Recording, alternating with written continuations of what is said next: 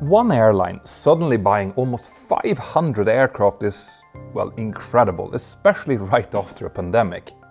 But do you know what's even more incredible? Another airline in the same country then buying another 500 aircraft just a few weeks later. So what's going on in India? What's causing these airlines to place such humongous orders, and what exactly does this mean for Boeing and Airbus? Stay tuned.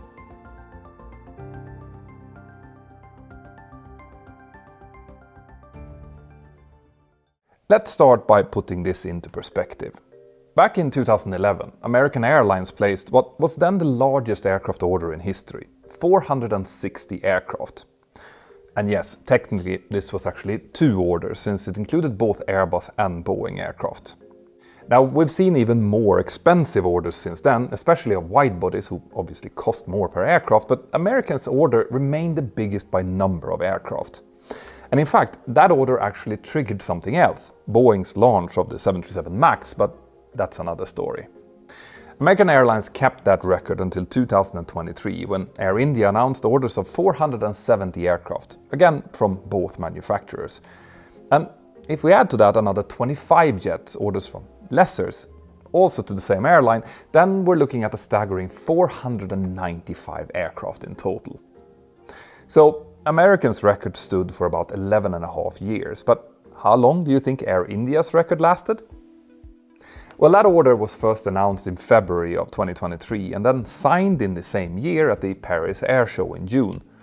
But at that same air show, IndiGo announced an order of 500 aircraft, all from Airbus, meaning that Air India's record lasted 4 months before another Indian airline broke it. Now, let's look at this in a little bit more detail. American Airlines placed their big 2011 order mainly to renew their fleet. Sure, they did need some of these aircraft for expansion, but mostly they were looking to replace their aging MD-80 fleet, and they were also planning to replace 757s and even some older 767-200s with Airbus A321s and 737s as part of a broader fleet simplification plan. Fleet renewals like this are pretty normal, even though wholesale orders of this size are quite rare. But what these Indian airlines are now doing, well, that's something completely different, because they're not ordering these jets just to replace old ones. They want to grow, and to grow fast. Now, that might not sound too crazy until you realize that we're talking about adding nearly 1,000 aircraft, most of them single-aisle jets, into one single market. So how is this even possible? Especially since there are even more airlines in India than these two, some of which are buying more planes in fact, while others haven't been doing so great lately. Let's start with the good news. The newest airline in India is Akasa Air, which started flying back in August of 2022. This is a low-cost carrier, and as I record this, they're operating 26 737 MAX 8s with orders for another 200 MAX 8s, MAX 8-200s and MAX 10s.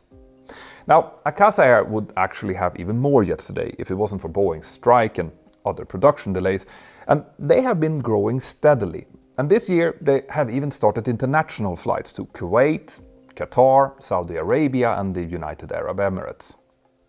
But other small airlines in India haven't been quite so lucky. SpiceJet, another low-cost carrier, went through some rough times during the pandemic, although at least they survived. But the same can't be said for two other airlines, Jet Airways and Go First. Jet Airways had been struggling even before 2020, in fact, even before the 737 MAX groundings in 2019.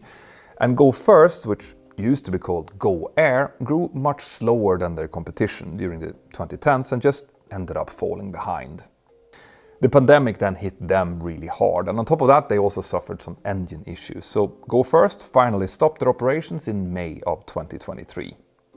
Now, there are obviously more to the stories of these airlines. They faced problems for very different reasons, and we've also seen more mergers and acquisitions of smaller airlines in India during the last few years. But together, this shows us a couple of really interesting things. First, smaller airlines struggle to compete with bigger ones in the same market, which isn't unusual. But secondly, and this is crucial for this story, the collapse of these airlines just isn't enough to explain why Air India and IndiGo are ordering so many new jets. Let me put some numbers to this. Go First had ordered 72 Airbus A320neo family jets in 2016, mostly through lessors, and had taken delivery of 54 before stopping operations. And Jet Airways had even fewer planes when they stopped flying in 2019. Now, it gets a little bit tricky to count some of the other smaller airlines because their jets and pilots moved on to other airlines, but here's the point.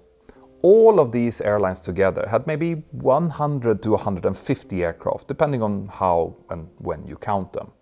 So we simply can't explain these 1,000 new planes that Air India and IndiGo have ordered just by saying that they're replacing smaller players. And that's true even if we ignore new players like Akasa Air, whose numbers just makes this equation even more crazy. So let's look closer at Air India and IndiGo to try and figure out what their end game is. Air India's story goes back to before World War II and is now India's flag carrier. It actually started as a private company but had been majority state-owned since in 1957. Now, that actually changed very recently, because in 2022 Air India was finally sold to the Tata Group after over 2 decades of trying to privatize it. And the sale to Tata had a kind of a poetic symmetry to it, since J.R.D. Tata actually was the original founder of the airline back in 1932. The sale wasn't that simple though. It involved not just Air India, but also its low-cost subsidiary, Air India Express, and the Tata Group already owned Vistara, another low-cost carrier, plus they had a controlling stake in Air Asia India. So today the entire group, including Air India and Air India Express, has 300 aircraft. Now, Air India's new owners have been quite direct about the state of the airline's fleet. It needs, let's say, a little bit of love and attention. Many jets need their interiors completely refreshed, which isn't going to be cheap, and some aircraft will need outright replacement, but even that doesn't explain the record-breaking order that we saw last year. Now, to understand why India's airlines are so eager to change and grow, we need to look at how India itself is changing, particularly their plans for aviation and what this means for their neighbors and aircraft manufacturers.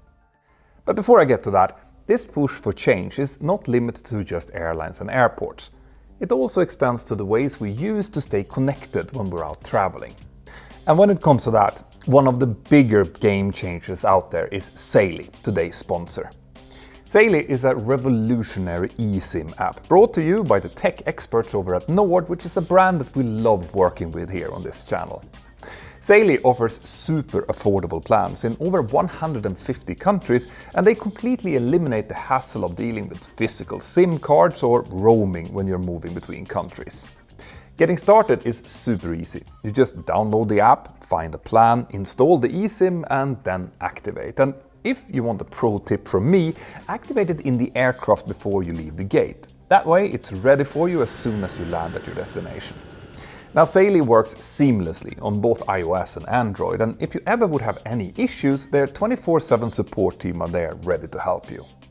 I cannot tell you how many times I have landed in a new country finding myself without internet unless I accept some outrageous roaming fees or use some dodgy Wi-Fi. But thanks to Saily, that's all behind me now.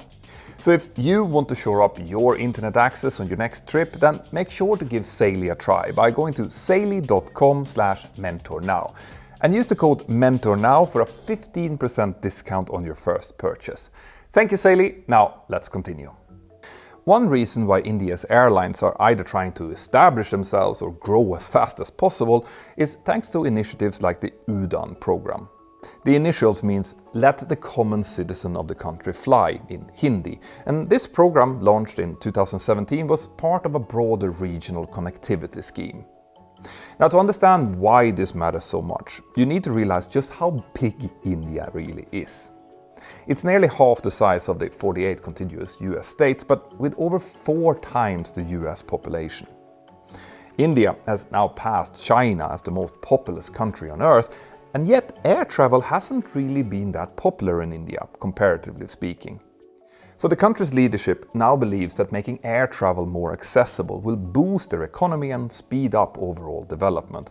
The UDAN program is aimed to massively expand India's aviation infrastructure, including an increase in operational commercial airports from 70 to around 150. Actually, the goal was even higher than that, though some sources say that the increase was from 49 to 150 airports, including upgraded airports and military fields that will now handle commercial traffic too.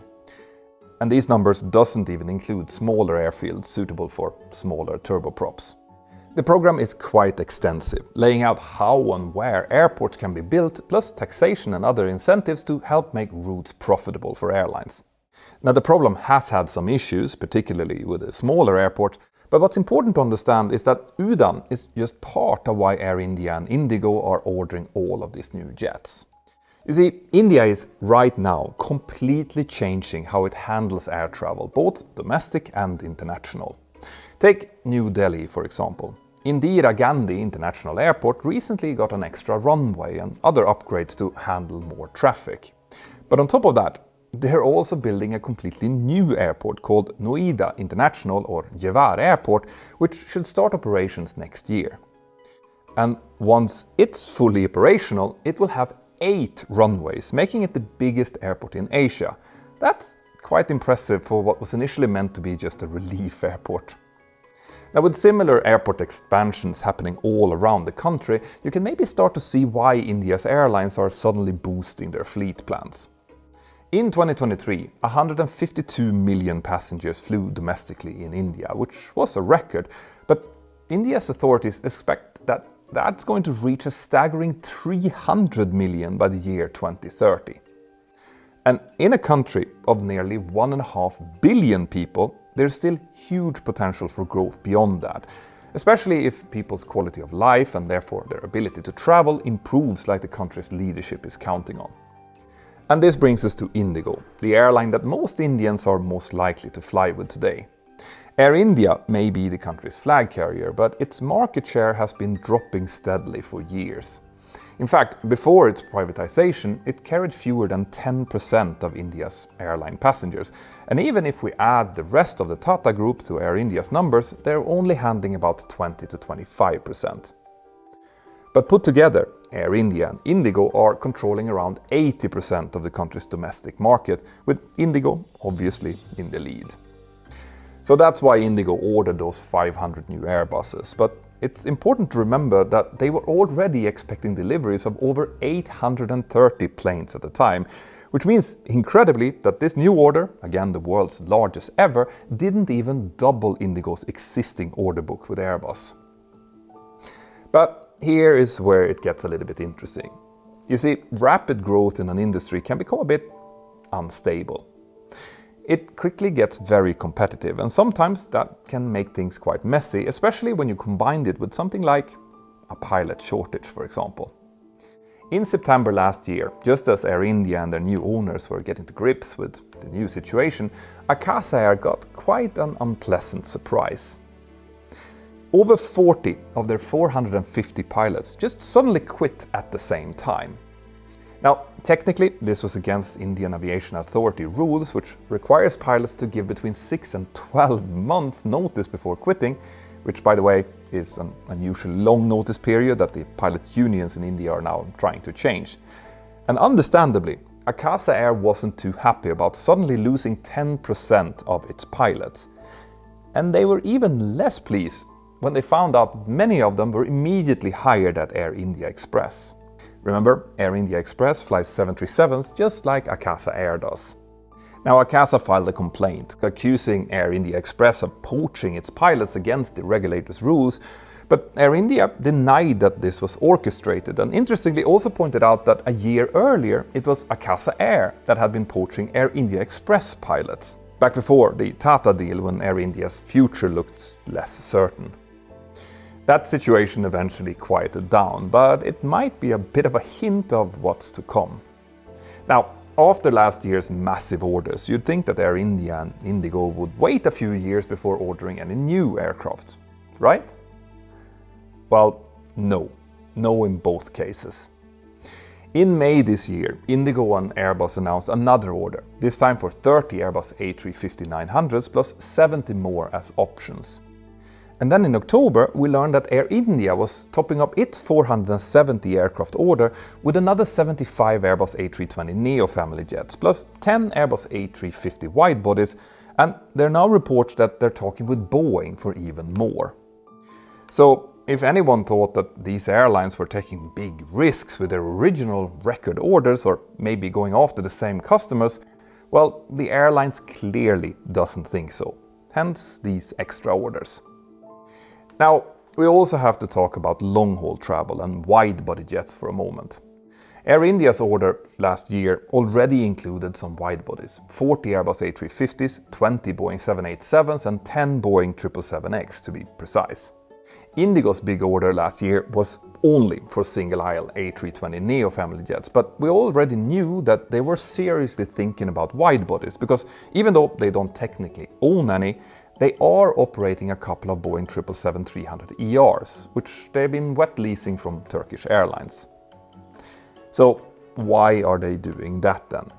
Well, a wet lease, which includes the crew, isn't very efficient for long-term operations. But it is actually a really good way to either fill temporary gaps if you're short on aircraft or crew, or to test out new routes that your current fleet can't handle. And that's exactly what IndiGo is doing here. You see, there's another big change happening in India's aviation landscape, which is a complete shift in attitude towards international travel. Previously, rules about which airports could handle international flights were quite restrictive, and this was partly due to airport capacity issues. But also, according to some foreign operators, because India's aviation regulators were being a bit protective of Air India. Now, it's not unusual for flag carriers to get some preferential treatment at home, and that often changes when they stop being state-owned, as with Air India right now. But there is an even more important reason for these changes, and to understand it, you need to look at India's position in Asia and compare it with the Gulf states. As many of you probably know, Gulf airlines like Emirates, Qatar, Etihad and even upcoming players like Riyadh Air operate as hubs between Europe, Asia and the Americas, and one of their most popular connecting markets is India. This is exactly the market that Air India wants to steal back from the Gulf carriers, and with enough capacity at India's own airports, they could even serve as a hub to other Asian destinations. Of course, Air India isn't alone in this strategy. IndiGo has similar ideas, but IndiGo is a low-cost carrier, and as we've seen with other airlines, flying both low-cost and long-haul is very tricky to get right. You see, an airline simply can't use many of the typical low-cost carrier tricks on longer routes, and we've already seen this challenge play out. A startup called Flypop tried to take advantage of cheap pandemic-era aircraft leases in order to stop low-cost long-haul services between India and the UK back in 2022. But despite some cargo-proving flights, it looks like they have now ended up returning all of their Airbus A330s to the lessors. That's why IndiGo's flights with those leased 777s are so valuable. They're testing routes for their future Airbus A350-900s, which will have similar passenger capacity. But those won't be their only long-haul options. You see, among the 1,300 Airbus A320neo family aircraft that IndiGo has on order, they've got 70 Airbus A321XLRs. And these aircraft will be able to reach many European destinations directly from all over India. Now, Air India's 737 MAX 10s will be able to carry similar passenger numbers, but won't have that same range. So, where does this leave India's aviation industry then? Well, we're definitely looking at more airports and more routes in and out of the country, but probably also fewer airline names than before as the consolidation continues. But there is definitely also a challenge here. With such rapid changes in the aviation picture, it's impossible to predict how much demand there will be for air travel in just 3 or 4 years. So, are these 1,000+ new aircraft going to be too many or too few? That is impossible to know, and this market is likely going to take years to settle. Finally, there's also a bigger picture here that could directly affect Airbus and Boeing and possibly even Embraer. Because India isn't just buying aircraft, they're also trying to get manufacturers to build those aircraft in India, or at least build some components there. Airbus is already working with Tata to assemble helicopters and military cargo planes in India, and Boeing had already before that set up a line in Hyderabad to make helicopter fuselages, also with Tata. Geopolitics are obviously moving quickly right now, and some see India potentially replacing China as a manufacturing hub, something that probably lines up perfectly with India's own ambitions. But that kind of change obviously won't happen overnight. Airbus recently launched a second Airbus A320 final assembly line in China, but Boeing doesn't assemble any airliners outside the United States. And with their current need to keep their unions happy, announcing a major project in India seems quite unlikely. But we are seeing other aviation projects expanding in India. Things like freighter conversion lines, maintenance and service centers. And both Boeing and Airbus already have design and logistics facilities in the country, so I expect we'll be hearing a lot more from India in aviation news over the next few years. But what do you think? Boeing and Airbus will eventually design new aircraft in the next decade or so. What role do you think that India will play in that? Let me know in the comments below. I hope you have also had time to check out our virtual Boeing 737 course, where Ben and I spend over 10 hours explaining the ins and outs of how to operate the Boeing 737 using your home flight simulators. It's a really easy to follow course for anyone who is interested, and it includes things like workbooks, learning platforms and checklists. You won't find anything like it out there, I promise you that. So go to virtual737course.com and check it out, and if you use the code Mentour now, you'll get a 20% discount on the course. Have an absolutely fantastic day wherever you are, and I'll see you next time. Bye bye.